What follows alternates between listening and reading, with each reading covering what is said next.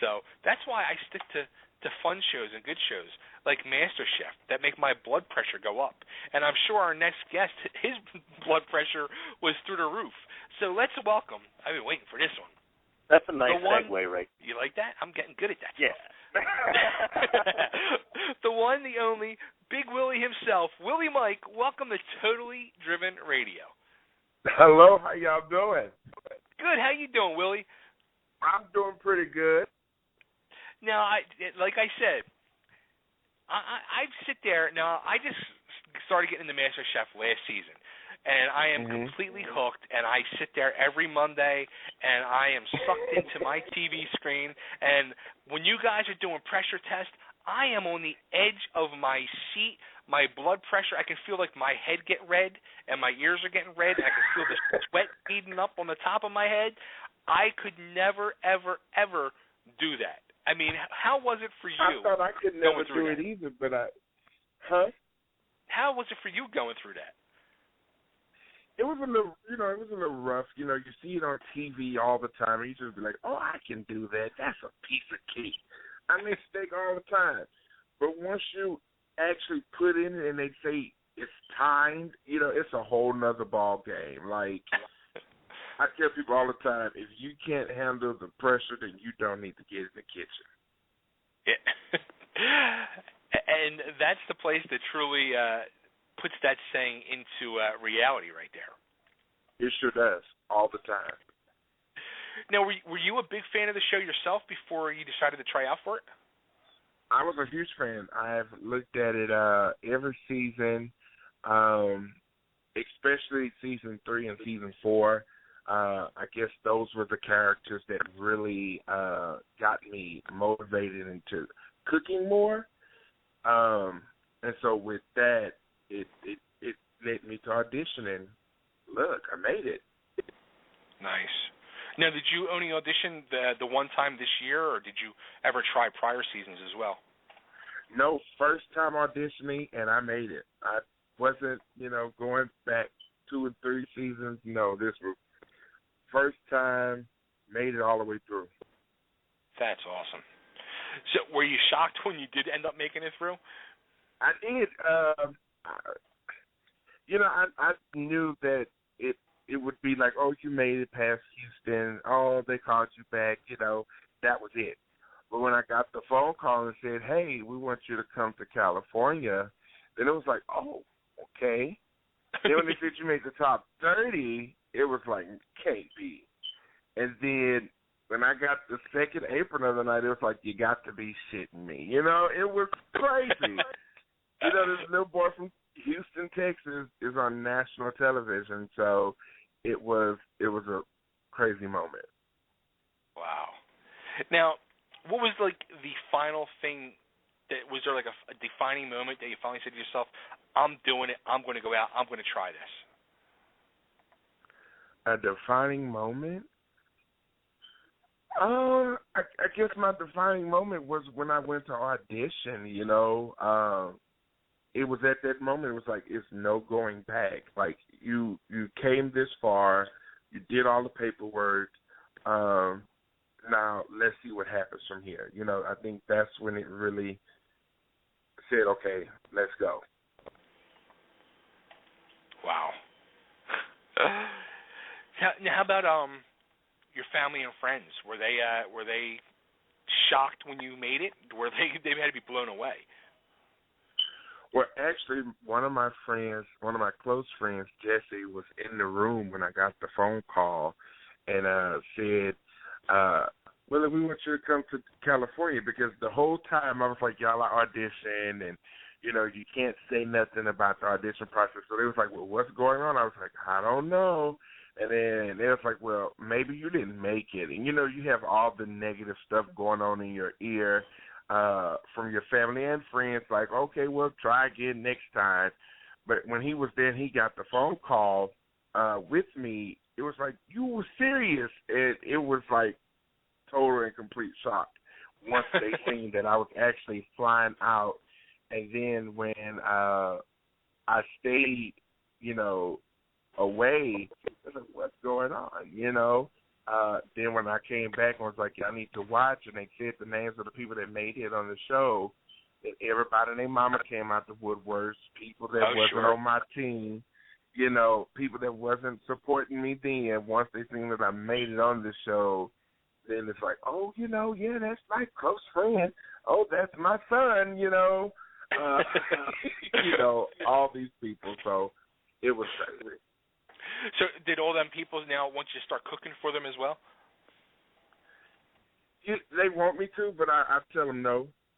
You know, it's one of those things, when you come from cooking every day like that, I mean, every day you are under this production schedule, 12, 14-hour days.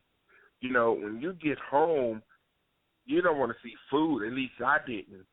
At first, I didn't want to see nothing. Don't ask me to cook nothing. Let me do it at my pace. And I'm just not getting back into the swing of doing a lot of catering stuff and baking all the time. And, you know, it's just been crazy. Now, what did you do for a living before you got onto the show? What you say? What did you do for a living before you got on the show? I'm a full-time musician. I am a music director here in Houston for 2 churches. Oh, wow. And I work for a nonprofit organization with youth and like a big mentor to them and dance and everything. And then I had a little baking company that I started, and that was it. Wow. Now, how was it, like, leaving all that behind for, you know, the length of the taping that you were away? Was it tough? Were they able to work with you and everything, or? Well, I've always been one to just get up and do stuff and not really worry about the situation at hand, like going off to school, traveling, going different places. I've always been gone. So everything that I've been through, I believe, prepared me for this moment. And my family always known that I was a go-getter, so me being gone from them wasn't a big issue. It was just like, he's gone to work, he'll be back, you know? So that was the good thing about it, that I had people that were supportive and understanding. I think the one part that I do miss was being able to get up at like 2 in the morning and whip up something. You know, you couldn't do that in the hotel room. So I think that's the one thing that I missed, was actually cooking the stuff that I wanted to eat and what I wanted to do back at home.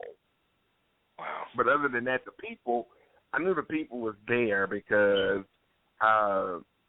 they loved me that much, you know. So I knew that where I worked at, the kids I worked with, they were all rooting for me. So, yeah. Now, what was the actual dish you made that got you in? Because that was my one complaint this season was you didn't get to see that opening episode where, you know, I guess where they go down from the 100 down to the, you know, the 30 or 20 that make it into the kitchen. Mm-hmm. So we didn't get to see, like, that part of what you made and presented to the judges. So what was the dish you made? I made what did I make? That was so long ago. Oh, I made a white wine apricot chicken with cinnamon spiced carrots and almond rice pilaf. Wow. It was straight home. You know, I believe that's what sets most people apart, is when you have that passion and when you are driven by family and love, then you can see it on the plate. And that's exactly what I did. It may be basic to some, because we had people cooking octopus. We had people cooking goat heart. You had all these people cooking all these exotic things and didn't make it because they didn't have the love and the passion. And I think that's what made me through, what they seen the love and they seen the passion, they seen me on the plate. Now, how about when you first met the judges at that point? I mean, was that very intimidating for you? Or? Yes and no. If you have to deal with my family on a daily basis, if you have to deal with my grandma and my mother and my sister and 8 nieces and nephews all in one house at the same time, those judges have nothing on them. You know, I think the biggest thing that was intimidating was you're on TV with the judges. Right. But outside of that, the judges are human, you know. Everything you see has to be for TV, you know. So I knew that Chef Ramsay wasn't going to be as big of an ass as everybody else thought he was because it's TV, you know. But I think my biggest person that was hard to get through was Joe, because he has you can't read him. Like if he's happy, it's just the same face. He's mad, it's the same face. Like it's no reading him. But with Chef Ramsay and Chef Elliott, if they like it, you'll see it. If they don't, you'll see it. You know. Yeah, I'd say with Joe, he's like the most, for me, the most intimidating one because exactly that. You can't tell what direction he's going to go because he has such a straight face to him. The whole time, the entire time. And it could be the best thing he's ever ate, but he is not going to tell you. You know, he makes a little smirk and walk off. He don't even tell you that. He just walk off. He's like, well, I don't know if that's a good thing or a bad thing, but, you know. Was there ever a moment early on where you said, oh, crap, this is real, it's on. Like, I'm in it now. I think that moment when I realized that it was actually a competition, because at first I just thought it was just all of us just being really cool cooks and just in the kitchen cooking, you know, the way we were, like, moving around in the kitchen. Like, you didn't hear nobody saying nothing.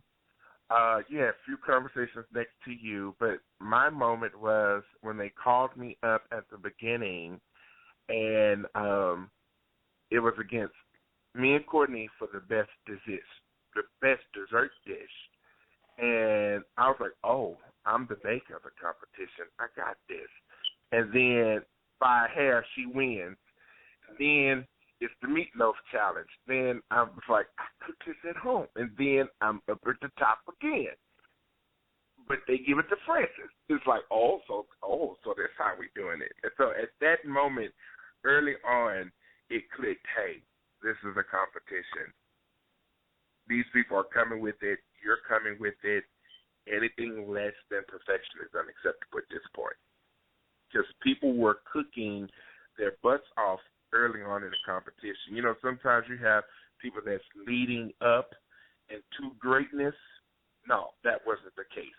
Everybody that made it was putting their best foot forward. Now, when early on again, like when all you guys were just starting to do the tapings and you're getting to meet each other and hang out, was there anybody you thought to yourself, oh, boy, I can see there's going to be trouble with this one, or you can sense where the drama is going to be? Not really. Not early on because I got along with everybody. As you can see, I didn't have no drama. I don't believe in that. But I did see a couple of episodes down the line where people were gaining up on my buddy Leslie. Right. You know, it was like, why are y'all doing that? If you take out the time and get to know him, then you'll know his story. And I don't think that they did that. They just the fact that he was a stay-at-home dad. His wife was bringing home the money, and they just felt, and he lived in Malibu, that he felt like he wasn't deserving of the competition or to be a part of the competition. So I feel like they put that on him before they actually got to know him. And if you talk to them now, everybody is a fan of Leslie because they gotten to know him later on throughout the competition. But had you just took out the time at the beginning, then it wouldn't have been that. But, of course, you wouldn't have had the drama. Then everybody would seem like we're just lucky-go people, you know? Right. Yeah, I mean, from early on, I said with the whole thing with Leslie, I was like, I thought, I think this guy's going to go far or possibly win it, but I think he is going to be the center of everything that is drama and fighting on this show this season. Yeah. And that's actually what it was. And that's exactly what it was. And, you know, you can't say that's him or that's not him, because clearly it was him saying all the stuff and doing all the stuff. But when everybody's in the heat of the moment, things are said from everybody, things are done from everybody. Sure. So you just have to take it for what it is. Now, did he mean it after he said it? Later on, maybe, maybe not. But at that moment, he was living his truth, and you can only respect that. Well, and that goes like the whole thing with him and what was her name? Iran. How do you pronounce that? Iran. I mean, that whole thing they were really heated at one point for a few episodes there, and then when she got eliminated, I mean, the respect that was gained between the two of them. I mean, it was actually like a teary-eyed moment. It was really touching. Yeah, and like I said, it's one of those things where, at her expense, I believe, because she was the youngest, competitor. I think they showed it as her being the brat, right, against the old guy. But yet they showed him as being the disrespectful old guy and not listening to her. So it was bad on both of their parts. That was very hard to see, and we actually didn't see it, but we heard everything that was going on the other side because we wasn't on that team, and it was like, what's going on over there? But actually watching it on television, it was intense. Now, how is that like for you now, where all these months later, after the taping has been long gone and done, and now you're actually sitting and watching it and getting to see everything for the first time? What are the thoughts that go through your head?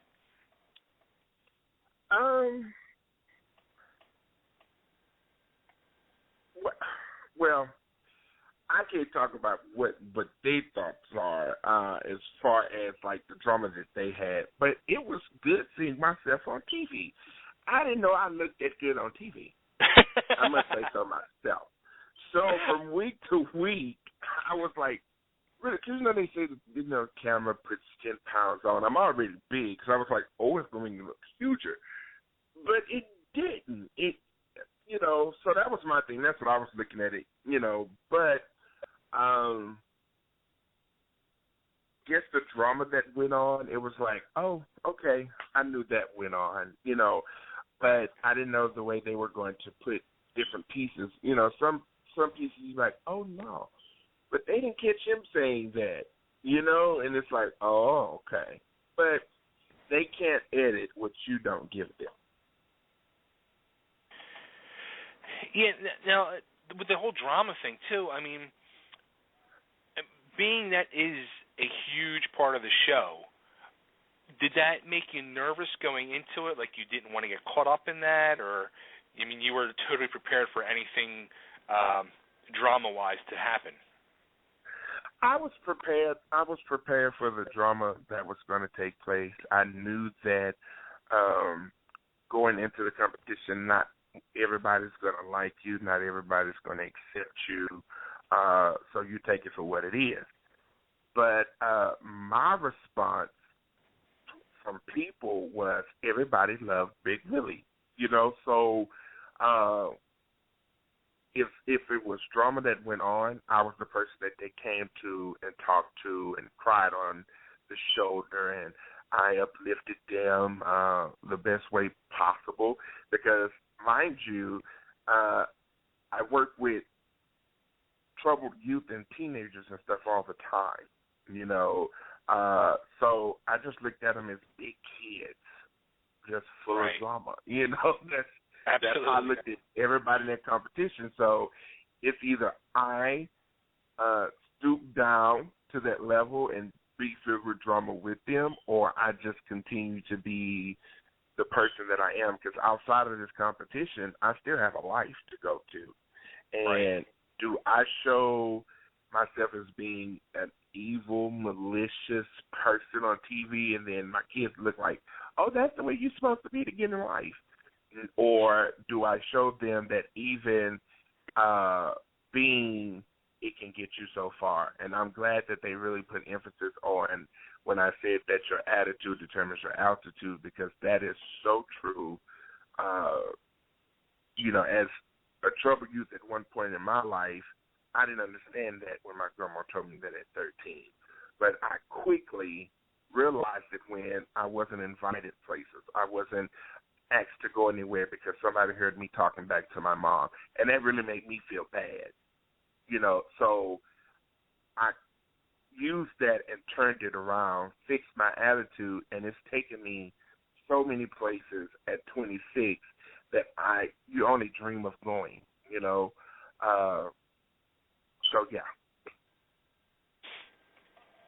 Now, how about when I should say, who was like early on? Did you have any people that you really bonded with quick and became good friends, or? I had a couple of people that I bonded with really quickly. Victoria, Ron, Elizabeth, Christian, Leslie, Francis B, and Francis L. Very quickly, those off the back. The ones that I was trying to really get to know, and that was because we were, separated a lot of the times, and I haven't worked with them, was like Dan, who else? Dan, Daniel, Jamie. I hadn't worked with them that much, on camera. Outside of it, off camera, we were really cool, but I didn't know their work ethic until we actually worked together as a group, Right. So, but once I got to know them, then everything was cool. The person that I had an issue with early on in the beginning of the competition is, Courtney. And not that I had an issue with her as a person, but it seems like we were always in the top together at some point, and she always managed to beat me, So I had like that was my competition right there,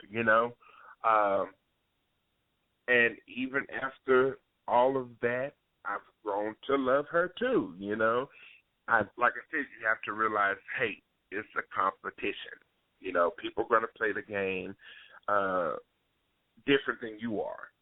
And some people play it selfishly. Some people play it to better them. It's a competition at the end of the day. And I talk to her now, outside of the competition. So, yeah. Who do you think was your biggest competition early on? Who was my biggest competition early on? It has to be Francis B. Francis Biondi came up with some stuff that just was crazy. His ability to mix different flavors up that don't necessarily go together. His background and able to bring in Spanish and Southern and the Philippines all in one dish. It just stupidly crazy and genius. So yeah, that was my biggest competition, I believe. And Courtney, but him more so because he was just doing some complex stuff. Now, how about what was the funnest part of being on the show for you? My funnest part of being on the show, I guess the funnest part is the judges liking me, as a person and respecting me. the way my fellow competitors felt about me, I didn't care. But if I got the respect from the judges, that's all that mattered to me. There's clips where me and Joe sung America the Beautiful together. There's moments where Graham Elliott put on my glasses. It's those moments. Gordon Ramsay giving me a 5 and telling me that my food was a party in his mouth. It's just those moments. That was a highlight of this year, I have to say. Yeah, and who else can say that they've made Gordon Ramsay laugh as much as I did in any entire season? I can't. And so that's what made me, like, the happiest person ever. I could have went home after that challenge right there. I could have been like, yeah, he said it's a party. Y'all can send me home now. Because, that's just my reality. I can tell you, I bet you I know somebody. I actually know this person kind of well that made Gordon Ramsay cringe last year, probably smile at times, and I want to see if you can pick out this person. You said you were a big fan of the show through seasons 3 and 4. In season 4, did you have a favorite cast member? I had several favorite members. But I think my biggest person, if this is her, I'm going to scream, was Chrissy. Let me introduce you to my good friend, Chrissy Biasello. Welcome to Totally Driven Radio. Chrissy! Big Willie in the house. What?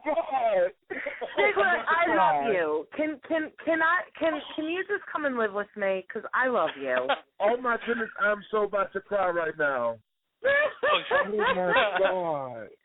You are like, you don't even know how, like, this season was so hard to watch, except for you. Like, I went from, like, trying to, like, wait. Oh, stop it. Wait, I went from, like, trying to throw the remote at the TV because of Courtney, and then I would be like, oh, no, miss the TV remote because I have to love Big Willie a little bit more. Oh, my God. I love you. I love you, too. Oh, my goodness. Willie, are you really crying? Like, y'all don't know how much I love Chrissy through the last season. I just felt like she talked noise. She talked a whole lot of noise, but she backed it up.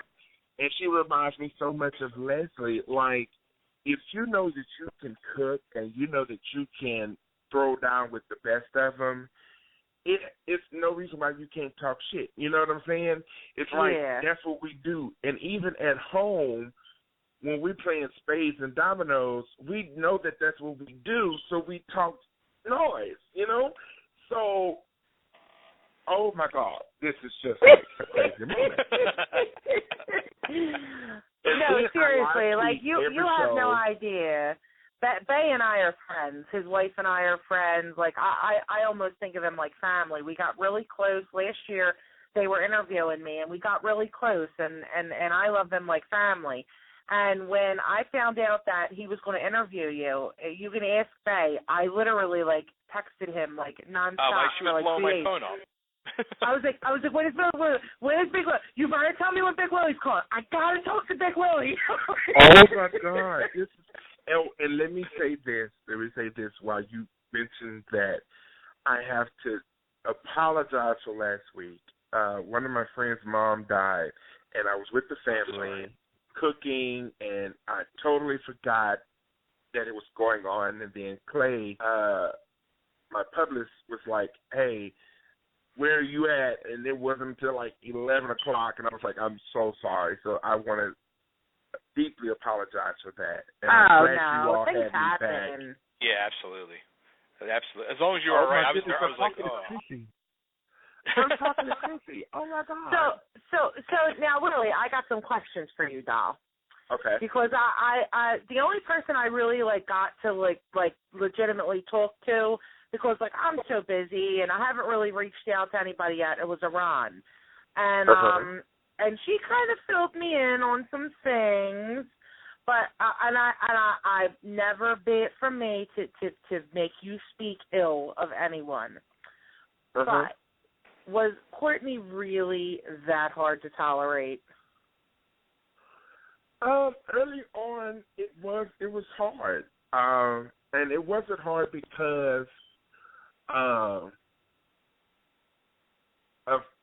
her background or her character or anything like that. It was just hard because it just seems like she did no wrong. You know? Right. It was like you have these people, myself, Christian, Francis B., all these people that are doing it really hard, and then bam, oh, Courtney, she wins. You know, it was really rough early on, and then after I've worked with her, and I've seen her skill set as far as working on a team with her. Now, individually, I don't know what goes on, but as a team member, it was like, okay, I can see a little bit. I don't see how you got all these wins, but I can see a couple of them, you know. Right, but right. It was. Yeah, I mean, I myself, I still say that I could have won that dessert challenge over the honey cake, but it's not. I'm not the judge. Yeah. Well, like for me, like I don't know how it was for you, but like for me, I felt like a fish out of water. I had never been outside of Philly. I had never dealt with anybody that wasn't like me, loud, Italian, real family-oriented, speaking my mind.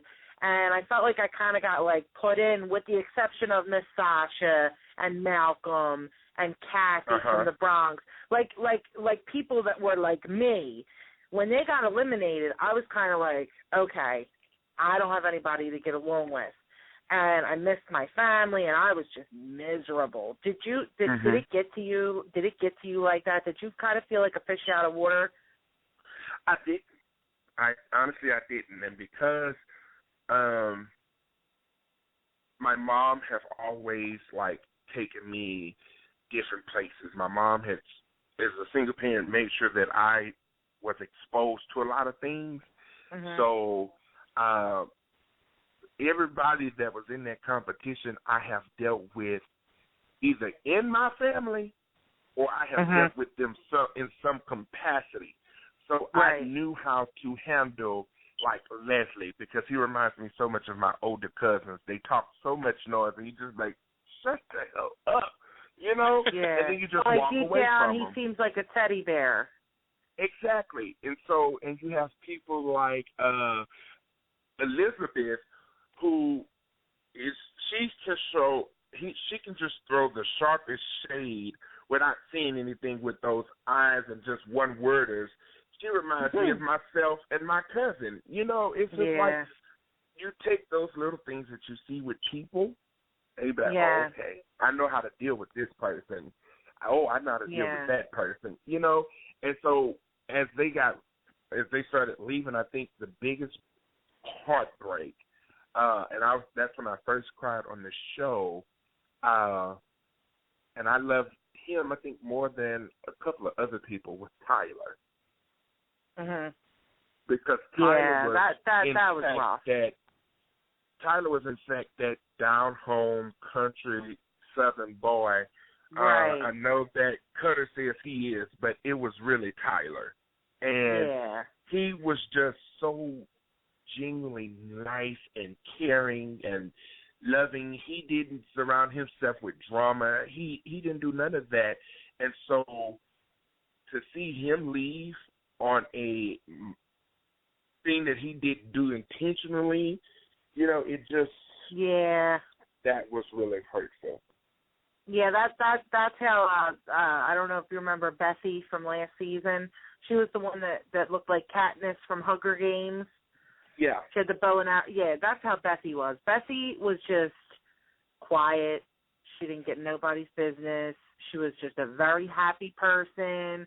She always had her prayer book with her. She was just a really, really good person. And honestly, she's probably the only person I didn't have any kind of negative interaction with.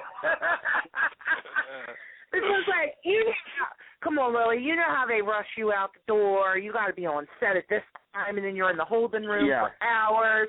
And I'd be like, yo, do something. I would tell them, I'm 34 years old, and I'm getting my damn coffee, and you're not going to say anything about it. You either leave without me, or you'll wait. And I have a feeling you'll wait. You're going to wait, yeah. But you know what, though? I'm a bitch, and I don't pretend not to bitch. I was myself from the minute I got off that plane to the minute my fat ass back in the plane. I respect. That's what I respect. I respect people to know and own up to their truth. If your truth is you're the bitch, then be that. But don't be the bitch one minute and then you trying to be nice in my face, but then go around to somebody else. Right. Being, right. That's where I have an issue with. Don't be don't face it. Just be you. And if you is that or whatever, then just do it. Yeah. Was there a lot of that going on with your cast? A lot of the being nice to your face and kind of I don't think it was a lot of the being nice and going behind your back, but I do believe that people turned on characters for TV. Right. I think a lot of people got caught up in, this is reality TV. Outside of it, I can hang out with them, but on set it's like, really? This wasn't you yesterday night at the bar, so that's when I was like, that was kind of like that's the difference between me and you, because that fake bullshit, I don't have no time for it. If you act that one way, you want to be all nice to me now because you want to know how to make pasta. So when we have free time, you want to watch me, you want to be my friend. Then you'll go back in the holding room with Natasha and talk shit on me. Oh no, you don't ask me for help no more, and we're done. Yeah. You know what I mean? Yeah. Like, you want to go? You want to go smoke a cigarette with? No, I don't. Well, why not? Because I don't like you.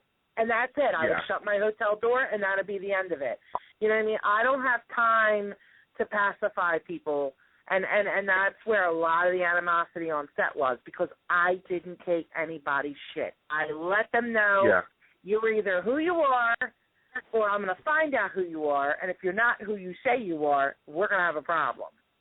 Yeah, and you know what? That was the thing with me, because you have a lot of the people that did have going back and forth between each of them. But for me, it was just like, everybody was like, Willie, can you believe this? Nope.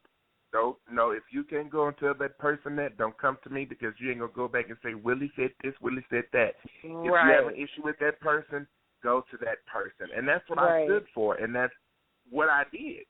And it's crazy that we were all adults. Even Ron and Jordan at times acted more as adults than some of those other people did. Yeah. You could see a lot of it. Now, did you feel intimidated at all by some of the other chefs, like, their knowledge? Because I know, like, for me, like, I did not like Natasha, but I respected the hell out of her because she knew her shit. And, I felt intimidated by her at times because she had such a wider range of knowledge than I did. Like, I heard of a langoustine, but I never cooked a langoustine. I didn't even know what it was. I just heard of it, and Natasha's like, I was this, boom, boom, boom, boom, and throws out a, beautiful plate. And I'm like, whoa, I just know how to make balls over here. I mean, because I feel like you're like a real down-home cook from the heart like me. And I think that's why I connected with you right away, because you were just like, it could be on a plate every time, Exactly. And, there were some people that had that extensive knowledge. You had people that were making, like, green curry. Elizabeth, my people don't eat no curry. I've had curry, but just to be honest, all black people eat is beef, chicken, and pork. I love you, Willie. They're not going out there to get calamari squid and sea urchin. They not doing it, you know. So you have to cook for what's at home. So what I did do was when we had like the challenge for the fresh seafood, I faked it till I made it. Because I looked at everybody else, they felt so comfortable with fresh lobster. We don't have the money to go and get fresh lobster like that. So I said, I don't know how to cook this. So what I did was I was just waiting to see everybody that was cooking it. I would put mine in when they put theirs in, and when it came out, I took mine out. Yeah. Oh, I'm butter poaching it. I ain't never butter poached no lobster before, but it wasn't bad and it wasn't good, you know. So you just got to just do what you know. But where they could get me with all these savory things, I could run circles around them with the baking. Right. Yeah, so I was really pissed off you didn't win that one challenge. I was like, what? You know, I was like, I think all of America was upset. I think all of America was upset, but you know, it's once again, it's TV.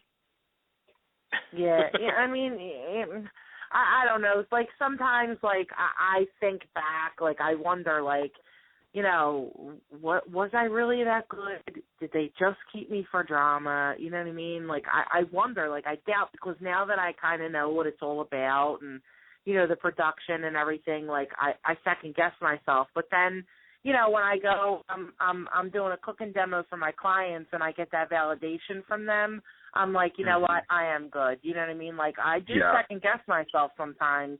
You know, do you feel at all like, you know, I don't know, maybe like, do you wonder if it's legit? How can I say this? I had that feeling a couple of times when I was in the bottom. Mm-hmm. And it was 2 times that I known that I knew I was going to be in the bottom. But one of those times I felt like, are y'all serious? And that time was when I made that tomato soup with that fried egg on top. Right. I had that at one of the hottest restaurants here in Houston years ago. Yeah. And if you look it up, everybody eats tomato soup with a fried egg. And when I felt like it was an 8, and Chef Ramsay was like, no, your 7 points too high. I was like, what? Are you kidding me? You know, it was one of those things where I was like, okay, hold on.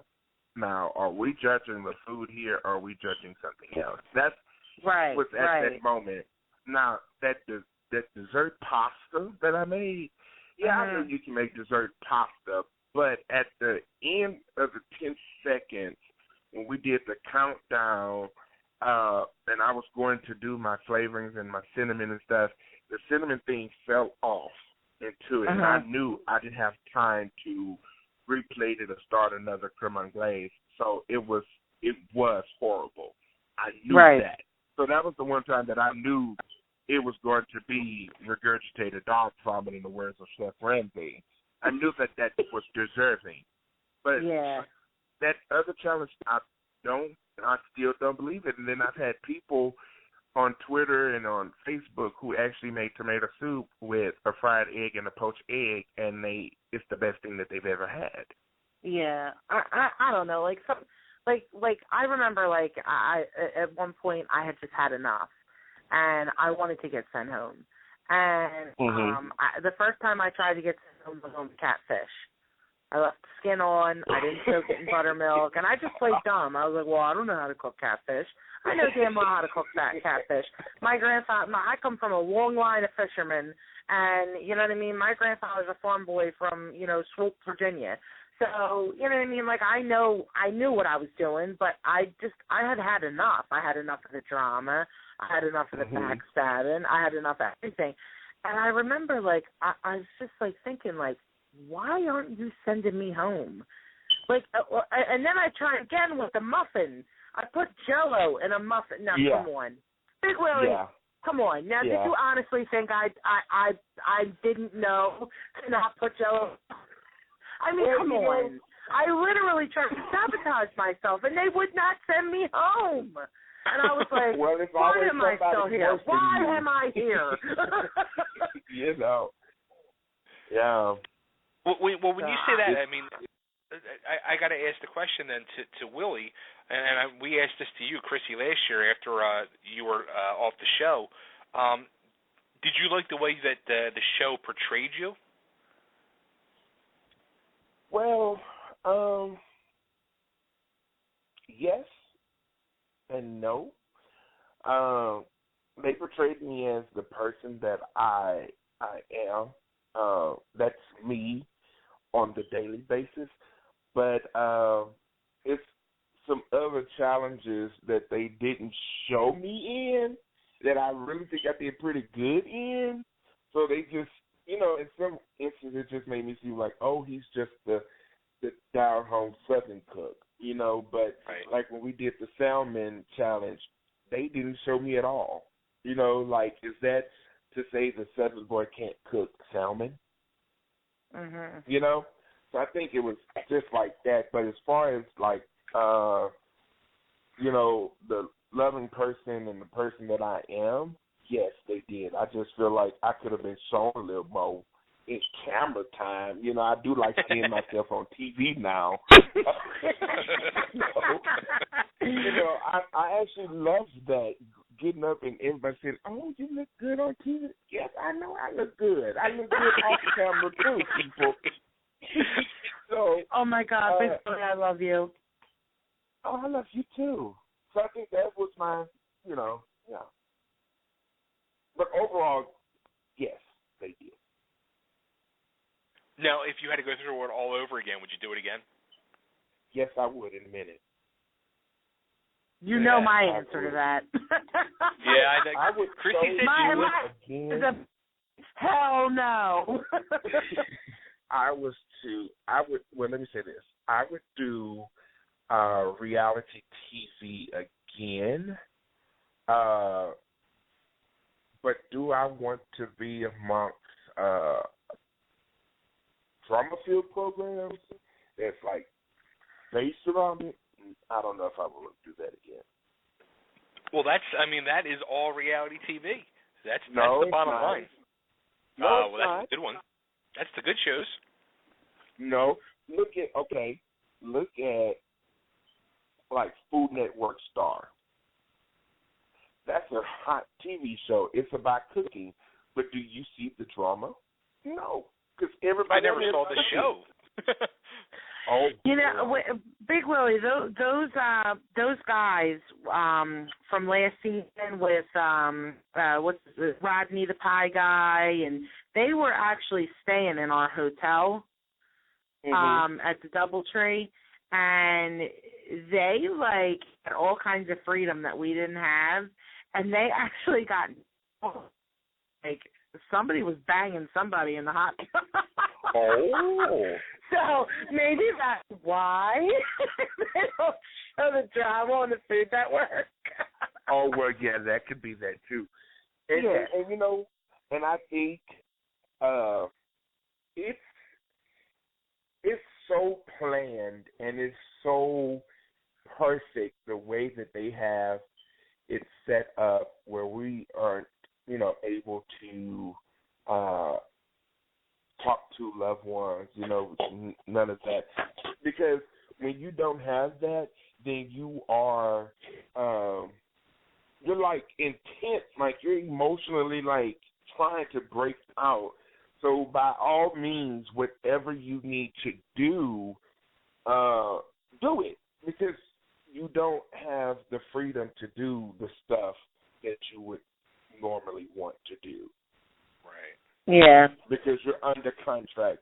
So with that, and I understood it, because you can only accept if a person is waking up angry. Why is this person angry? This person, especially people that have kids, they're used to tucking their kids in, or their kids are sleeping in the bed with them, but they don't have that. They're stripped away from their normal routine. So when they wake up angry, you can be like, oh, child, I see you had a bad night. I'm going to deal with you later on until you get you a glass of wine or whatever. And then once later on come, you talk to him, it's all cool. But then the next day it's the same thing, because once you go down and you lay in your bed, that's when your time to reflect. Once you're going and you're in the moment, you're not thinking about home. You're thinking about, let me win this challenge, let me do this, like this, bam, bam, bam. But then when you're offset and you're going back to the hotel and you may sit at the bar, you're not thinking. But once you go back to that room and it's just you, it's like, what the hell am I doing this for? I've been gone a month and I'm missing out on baby's first step. I just got married 3 months ago and I'm not able to spend time with my husband, to pursue my career, and my husband is back home, or whatever the case may be. That's when you start thinking about life, and then when you wake up, it's so fresh because you went to bed angry. You're going to wake up angry. Yeah, and that's how it was. And honestly, like, I was pretty cool when Sasha and Malcolm and Kathy were there. But once they got eliminated, I didn't have anybody that got me. I didn't have anybody that understood, because, Miss Sasha had kids. Malcolm had a baby girl. Kathy had 3 kids. You know what I mean? Natasha had a kid, but she was, I don't know, on some other shit. I don't know. But you know what I'm saying? Like, nobody else had kids, and nobody was a single mom. Nobody understood where I was coming from. They would all want to go out and party and go to restaurants, and I'd be like, no, I got to stay home and send that, $100 a day to my kid. And they'd be like, oh, come on. And, if one don't go, nobody can go. So they would all be pissed off at me. I'd be like, look, I don't have it like that. I have got to send every dollar I can home to my son. And if you don't like it, get drunk in the bar. I don't know what to tell you.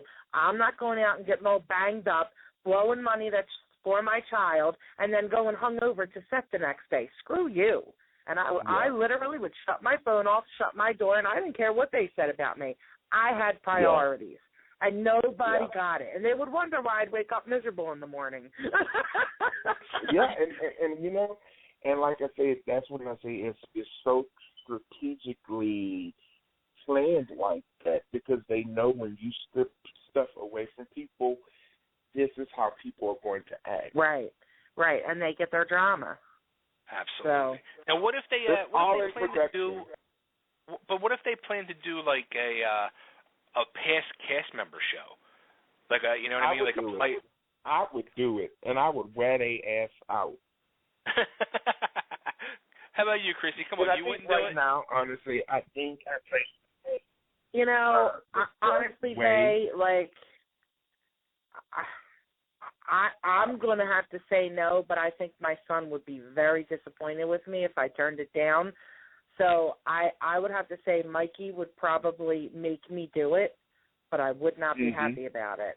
But I would try to win. I would try to win for him, but it's not something that I would want to do. But I know that Mikey would want me to go and basically have a second chance to tell everybody, kiss my ass. Yeah. But so, if there was nobody else in the decision-making process, it would be a big old hell no.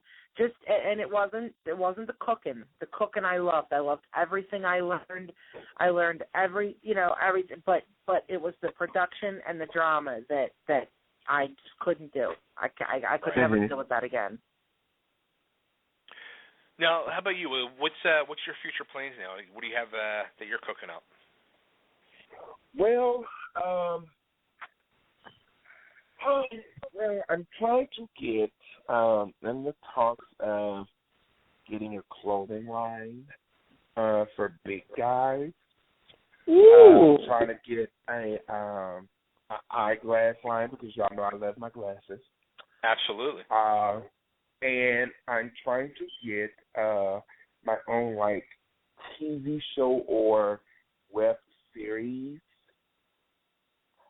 Cool. So I could invite guests, stuff over to come cook with me and have a big party. Oh my God, I want to cook with you, Big Willie. That would be so fun. That would be so fun. I love you, Big Willie. That would be so fun. I'm like, oh, Giddy, I got to talk to Willie. Something. Because I don't know how to make no pasta.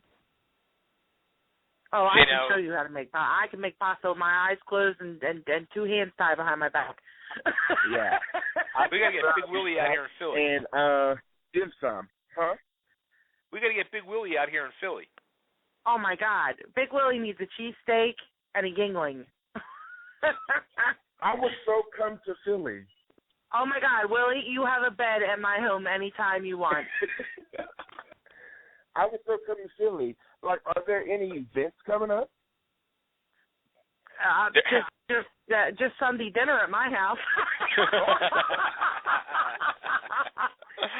I have tried to maintain a low profile, Willie.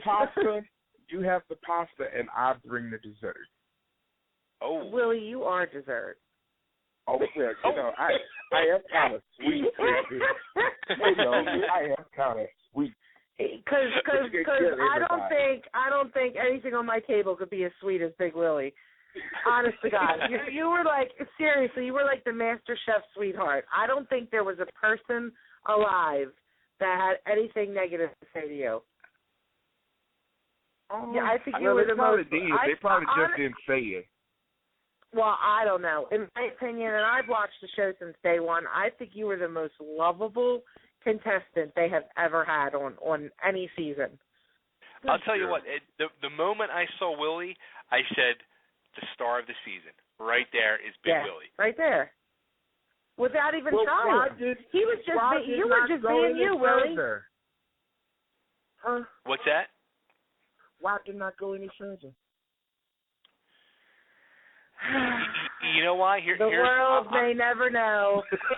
I'm going to tell you why. I'm going to give the answer why. Because in reality, you really were not involved in much drama. Yeah. So you didn't have that lifeline of drama to keep it going. Like, honest to God, I never expected Cutter to make it as far as he has. Oh, don't even get me started on him. But he's another one on my Chrissy missile list. Don't get started. I did not like his attitude. Let me just say something, okay? And Leslie might not be everybody's cup of tea, but, I think Leslie was portrayed, like, I feel like Leslie was the Chrissy of this season. I feel like they unfairly portrayed him a little bit. Now, I know the man's got mouth. I know, I can tell just by looking at him. He was no church mouse. You know what I mean? He said what was on his mind, and he was a little bit of a bastard sometimes. I could tell. But at the end of the day, that man is 56 years old, and whether or not he's a house bitch or not is nobody's business. That man has children. He has raised children, and he deserves some form of respect. And I feel as though Cutter gave him no respect at all. And for that just turned me off on Cutter immediately. Whether or not you think of him in a negative light or not, you respect him because that's somebody's father. That is somebody's grandfather. How dare him?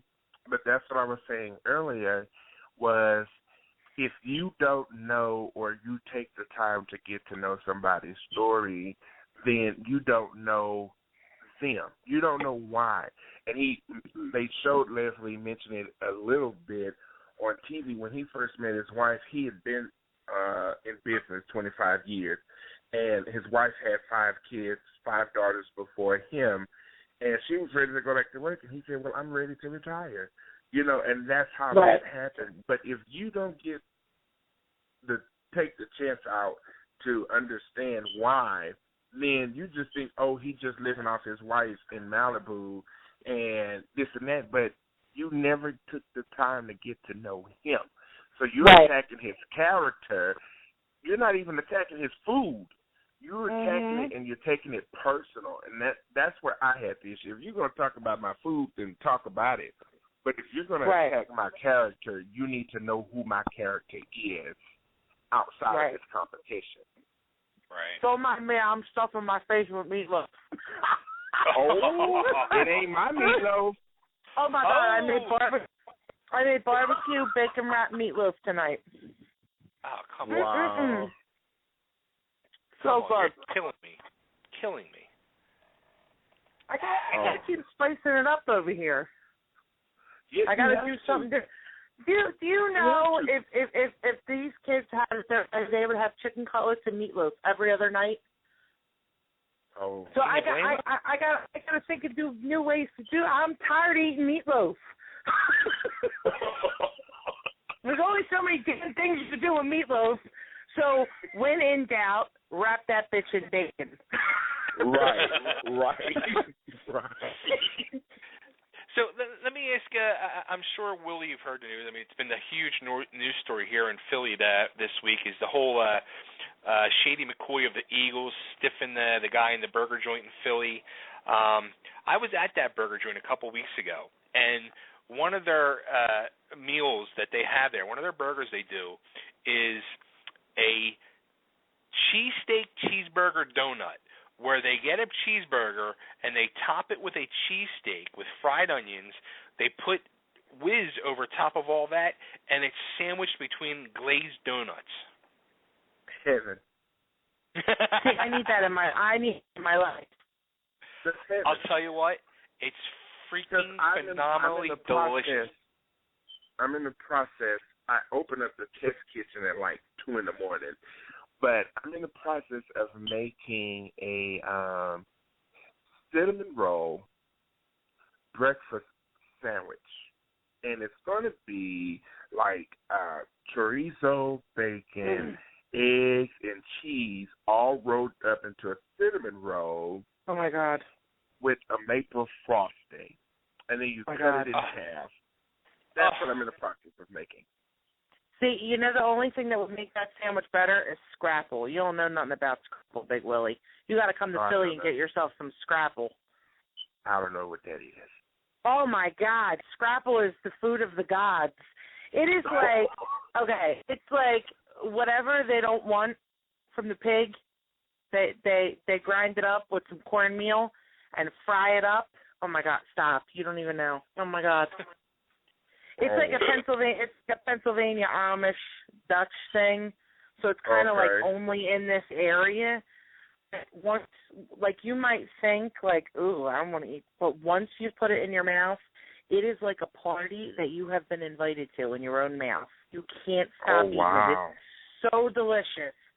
It's God. See, now I'm gonna have to figure out how to send you some. That would be awesome. I would eat. We got to get Willie in Philly. Bottom line. Yeah, we got to get Willie in Philly, or we got to find a way to send that boy some Scrapple stat. All right, Faye?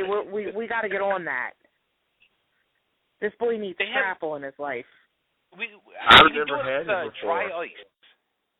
Because I used to order the what was it? I think it was the cupcakes, the Crumbs cupcakes when they first came out. And it used to come packaged in styrofoam with dry ice. To keep them now, fresh. where the hell you make a dry ice, Bay? You just walk down the corner, hey, you got dry ice? I think I'm a terrorist. Google, where can you get dry ice? I don't know no chemist. Where the frick do you get dry ice from? Where you got Francis Ale. I'm sure he's know how to make dry ice.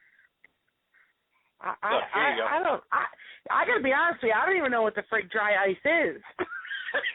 You know, here's the scary part. I just Googled because we actually had a crawfish boil in California one year. You know, they don't know nothing about a crawfish boil, like down here in Texas.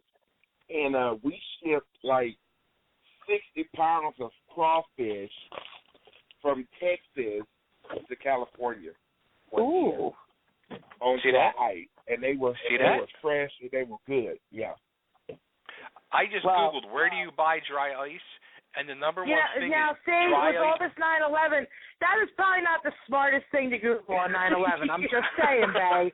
Okay? As your friend, I have to advise against any more Google searches. I didn't Google where to buy ISIS. I Googled where to buy dry ice. Oh, my God. We're all going to be on the watch list now. Thanks, Faye. Yeah, right.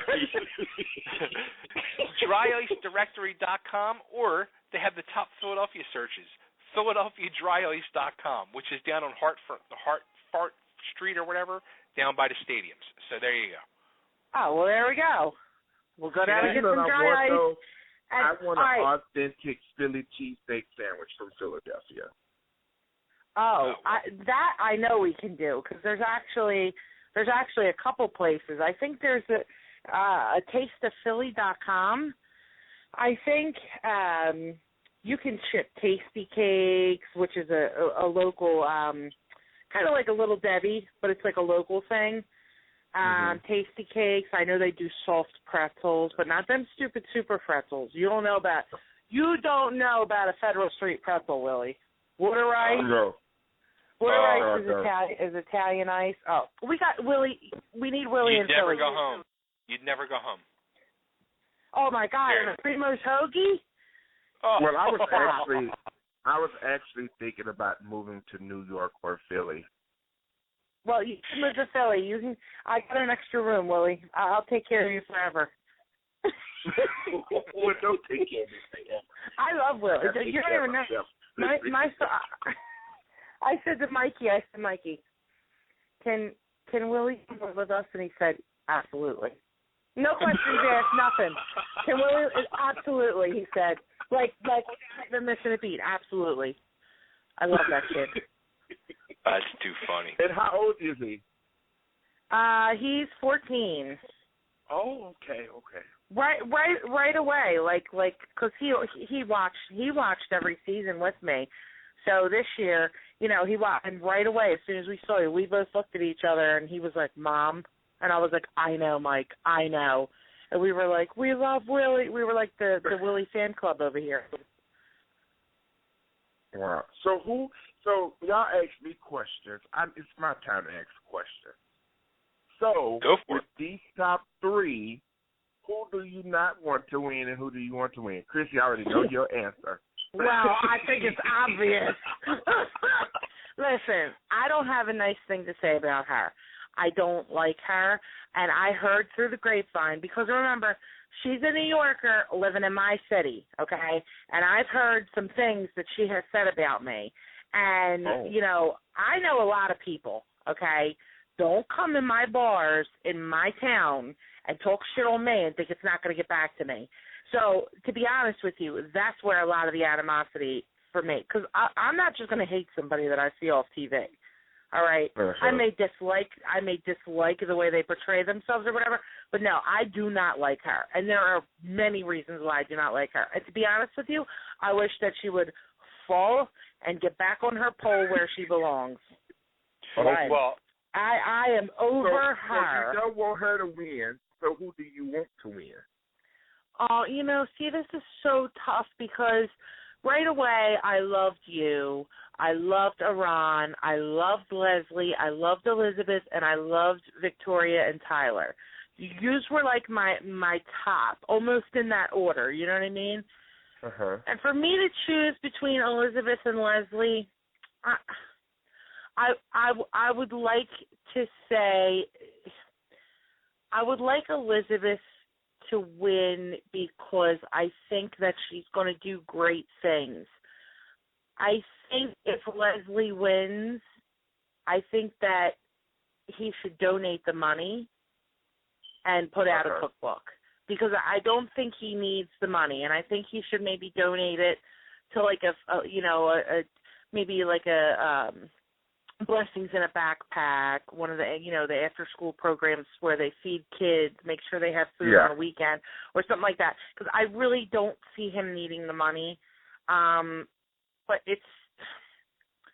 I honestly think that Elizabeth is going to win. In my gut, I think it's going to be Elizabeth. Okay. But I think it's going to be between Courtney and Elizabeth. Okay. My prediction, I've been saying for the last few weeks, is I think the final two is going to be Leslie and Courtney, and I think Really? Leslie's going to win. But I also have a bone. I'm going to throw Courtney right under the bus as well. Out of Now, like I said early on, the whole MasterChef world came onto my radar due to Chrissy, because she was on a local morning news show, and I said to myself, I got to get her on the show. And she answered me instantly. We got it all hooked up, and Chrissy has been on this show. This is like her 10th or 11th appearance, maybe even more than that. I mean, she was on every week for us last year. She was actually thrown off the show by her PR for some things, too, which was a whole other story. But she came back. Don't even get me started on that. Yeah, and we've formed a great friendship between our families and everything. So everybody who I've reached out to in the world of MasterChef, whether it was last season or this season, have been great to us. They've come on the show. They've answered any of our responses.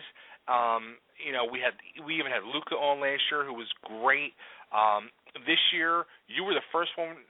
Actually, Courtney was the first one I reached out to, being that she was from Philly. And I've reached out to her 3 times. I never got one response. I reached out to you, boom. I've reached out to other ones, boom, boom, boom. And we have the next couple of weeks, we have Courtney and Elizabeth, or Christian and Elizabeth coming up. But anybody we've reached out to, they've been, respectful and answered. The only one in the world of MasterChef that's never answered us has been Courtney, and I take offense to that. Oh. Yeah, I don't know. I think she's let me shut up because God is watching. Well, I don't know what to say. See, and this is what I mean. Willie is just too sweet for his own good. I don't know. I'm just speechless. Yeah, and like I said, I had spoken to Iran on the phone. I reached out to her initially because actually she reached out to me because she started to get a lot of hate on social media, and she was really upset about it. And if anybody got hate last year, it was me. And from awful news stories getting made up about me to attacking my kid to, you know what I'm saying? Like, it was really, really bad for me. And she reached out to me, and, I talked her off. I said, listen, just block them. Pretend it's not even there. Take a weekend where you don't even look at your Twitter feed. You know what I mean? I said, honestly, you don't have to use it. Just stop. And her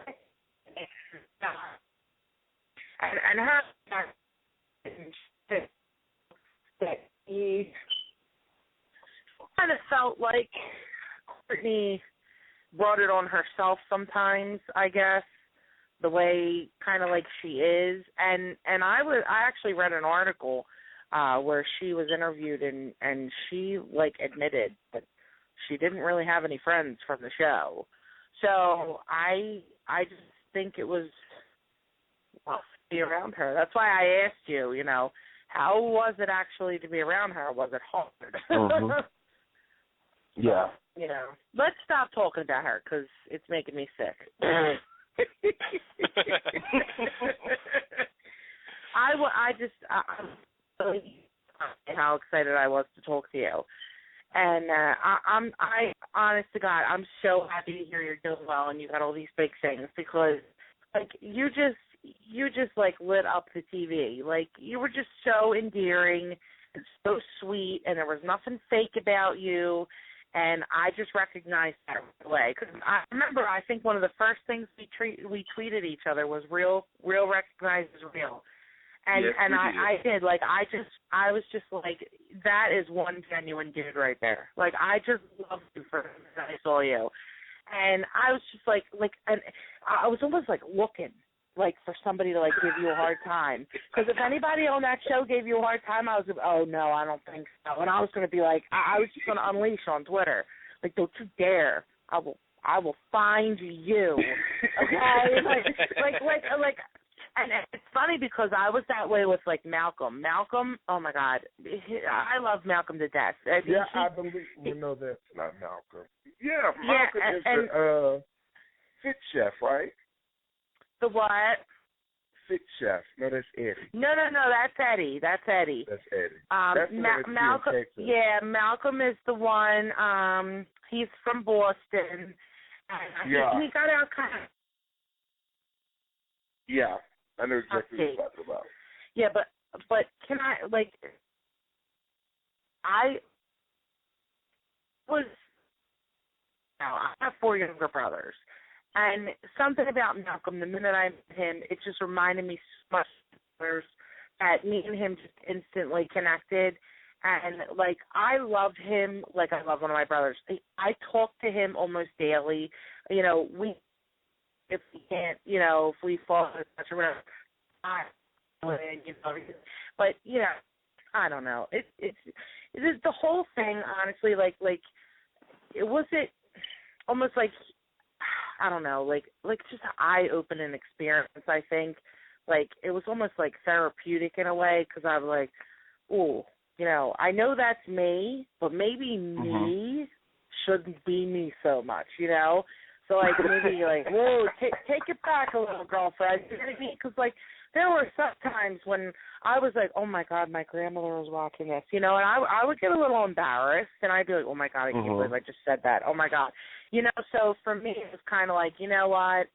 Maybe you need to simmer down just a little bit, Christy. You know what I mean? Yeah. So, I mean, it's hard looking at but yourself. But you're living your truth, though, and your truth is that, your truth is be out there. They say this is reality TV, and reality is what? The truth. So, yeah, by all means, live it. Absolutely. I'm so happy. That makes me so happy. What'd you say, Christian? I said I am just so happy you're doing well. It makes me so happy. I just think you're such a good person. Yeah, when I got voted off, I was quickly reminded that 7 is a divine number. It's a number of completion. And I just felt like my season for being on the show was completed. I felt like at that moment I did just enough to say, you know what, now you can go on and do whatever else you need to do now, because I feel like had I went on further, it would have gotten crazy, the whole thing with Leslie and Cutter almost fighting. I couldn't handle it. No. Yeah. Not saying that I couldn't handle it as far as, whatever, dealing with it, but we're losing sight of what we're here for. I was playing for my family. I was playing to better my nieces and nephews' life, to show them that just because you don't have a male figure in your life don't mean that you can't do this and that. You can't use that for an excuse. Get out there and do it, this competition was bigger than me. I had a lot of people riding on my success, and I felt like I needed to do that. But looking at it, I think people lost sight of why they did this competition. It's not for you trying to win the best person award. It's not you trying to come here and just be seen on TV. You came here for a reason, whether it's being, you want to start your own food truck or you supporting your family, whatever that case was. When you're getting caught up in all this drama, you lose sight of that. Yeah. And for some, it takes you far in the competition, and for those that kept their focus, it don't get you as far. Yeah. But you still lived your truth, and at the end of the day, you can only be happy. I never forget, I was at the watch party for the episode with my family now, and I felt like I had let so many people down, like a lot of my fans and stuff. family. I felt like I let them down, even though I knew I went home, but you can't say nothing. But once they seen it and I went home, it was like, I'm sorry, y'all. I let y'all down. I didn't win. I was the front runner, da-da-da-da-da. And then I didn't cry. And, my mom and grandma was like, you have nothing to be upset about. You did not let us down. And I'm sure the millions of people that's watching you, you have not let them down. So don't feel like that. And it wasn't until I got in my room the next day and I watched the show by myself, I actually broke down and I cried. And I said, you know what? It is well. Now you go from here and you move forward. Whatever you don't do from here, it's only because you didn't want to do that. Exactly. And I've seen too many reality shows where the person that did win goes further than the person that won because of their attitude. Mhm. Look at Carla Hall. I gotta be honest with you, Willie. I don't know anybody that is doing what I'm doing, which is, the in-home demonstrations and the catering. I don't know anybody that's not working their regular job that didn't go back to their regular job. I know that James has his hot sauce company, yes, which is doing really, seen him really several well. times. Yeah. Yeah, which is doing really well. And I know Luca is doing the same thing I'm doing. Yeah. I don't know anybody from the show that is actually doing something with what they achieved from the show. And, I think it's what you make of it. I was determined to get my business off the ground, and, I've done that. And I'm doing well. And I hope that it continues, you know what I mean? So don't, I think anybody that was just like, oh, well, I guess I'll go back to my regular life now.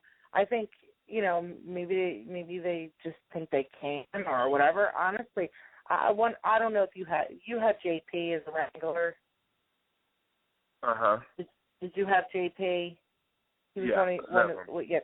Oh my God, JP was like the best. JP literally came up to me the one day and he said, listen to me.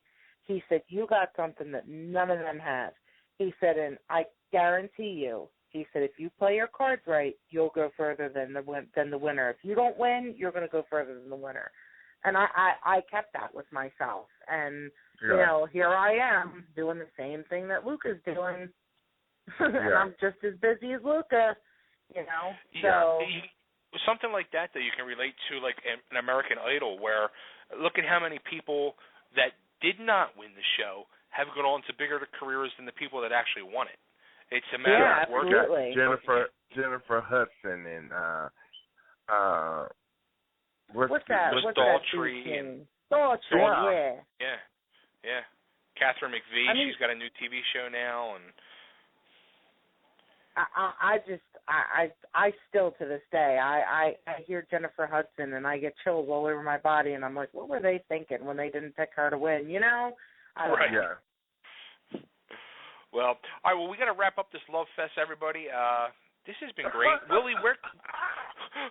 Where can we keep in touch with Willie so the fans know? You can find me on Twitter at MC5Willie, as well as on Facebook at MC5Willie.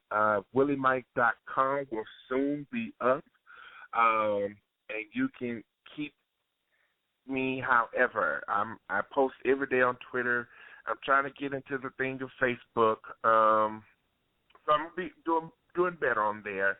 But recipes, all that stuff is coming up. Big Willie is going to be a household name, so I hope America is ready. Very nice. I love you, Willie. Willie, private message me your number on Twitter, or I'll private message you mine. Because we need to powwow outside of the radio show. Yes, I'll we text have you got over to get you to Philly. I'll text you over his number. I'm actually, the entire time that I've been talking to y'all, I've been up here baking a cake. Look at you. Oh, see that? Yeah. Willie, you're amazing. I'm doing a chocolate cake with Kit Kats on it. Oh. I'll post it. Oh my God, Kit Kats are like my favorite. Willie, why do you do that to me before midnight? Can you name that official I'm gonna be raiding your refrigerator now. Can you name that the official Totally Driven cake? I will. Ooh, the Totally Driven cake. I like it. How about that? And Chrissy, where can everybody find you? Take a picture. Oh, well, you can find me anywhere. You can find me on the streets of Philly. You can find me at MC4 Chrissy, KRISSI. You can find me on Facebook, MC4 Chrissy, and you can check out my website, rotundchef.yolasite.com.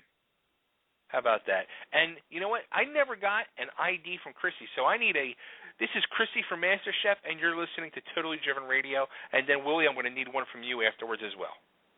Okay. Okay, I'm ready when you are. Go for it. Hey, this is Chrissy Biasello from Masterchef, and you're listening to Totally Driven Radio. All right. And, Willie, your turn. Hi, this is Willie Mike from Season 5 of MasterChef, and you're listening to Totally Driven Radio. Look at that. It's been a beautiful night. Now I'm fucking hungry, guys. You're killing me. All right, Willie, I will get you my number. Okay, and I'll send you mine. All right, Bay, tell your wife she's beautiful, and I will get to dinner with you guys soon. I keep hearing that. I know. I'm